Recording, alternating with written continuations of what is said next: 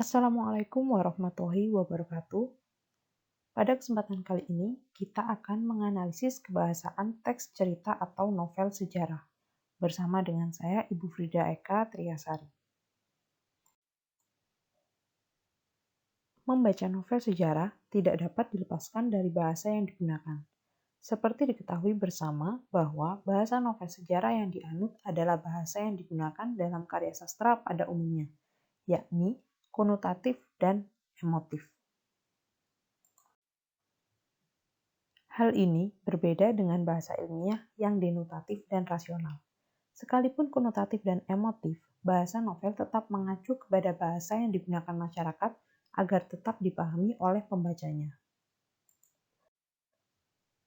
Penggunaan bahasa konotatif dan emotif diwujudkan pengarang dengan merekayasa bahasa dengan menggunakan beragam gaya bahasa, pencitraan, dan beragam pengucapan. Bahan dasar novel sejarah adalah bahasa. Bahasa merupakan sistem tanda yang digunakan oleh masyarakat. Tanda itu bermakna dan disepakati oleh masyarakat. Di dalam sistem tanda itu tersedia perlengkapan konseptual yang sulit dihindari karena merupakan dasar pemahaman dunia nyata dan sekaligus merupakan dasar komunikasi antar anggota masyarakat.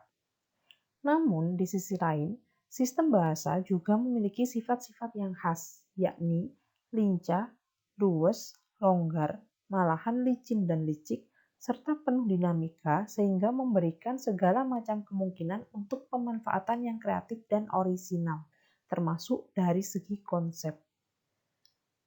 Dalam sistem bahasa dunia, tidak satupun sistem bahasa yang universal.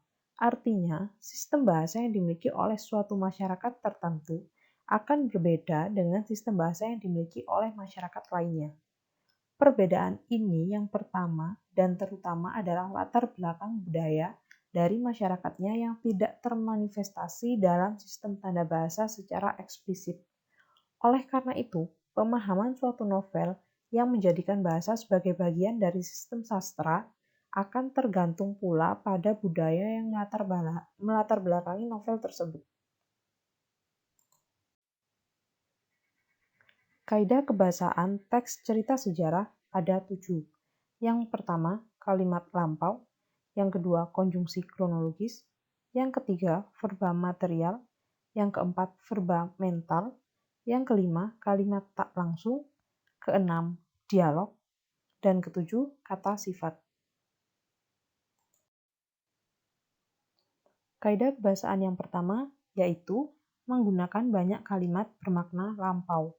Contohnya, prajurit-prajurit yang telah diperintahkan membersihkan gedung bekas asrama telah menyelesaikan tugasnya. Contoh yang lain misalnya kata sering atau kata sudah. Kata-kata tersebut menunjukkan bahwa kalimat itu adalah kalimat lampau. Kaidah kebahasaan yang kedua yaitu menggunakan banyak kata yang menyatakan urutan waktu atau konjungsi kronologis atau konjungsi temporal. Contohnya, setelah juara gulat itu pergi, sang adipati bangkit dan berjalan tenang-tenang masuk ke kadipaten. Contoh kata yang lain, misalnya kata sejak, kata mula-mula, dan kata kemudian.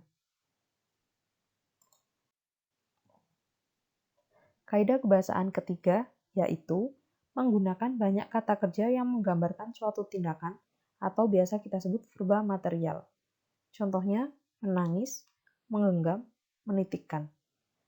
Karena verba material adalah suatu tindakan, maka kata kerja ini bisa kita lihat dengan mata.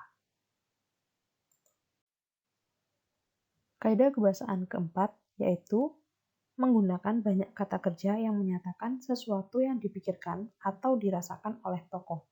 Biasa kita sebut verba mental.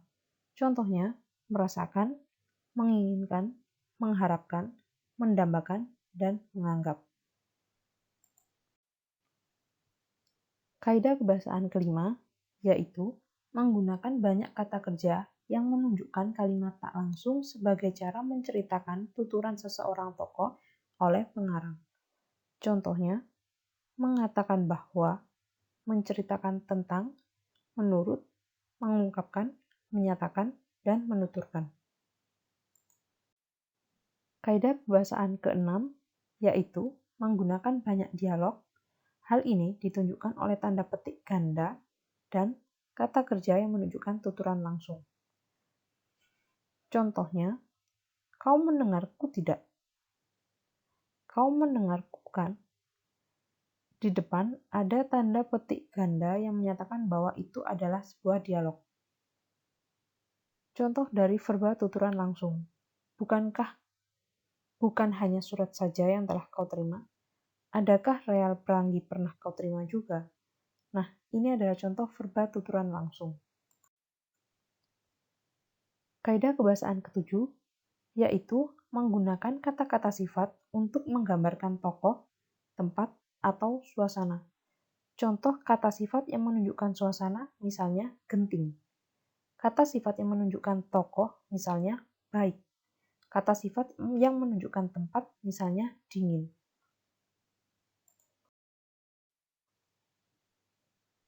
Demikian materi kita hari ini tentang kebahasaan, teks, cerita, sejarah. Terima kasih.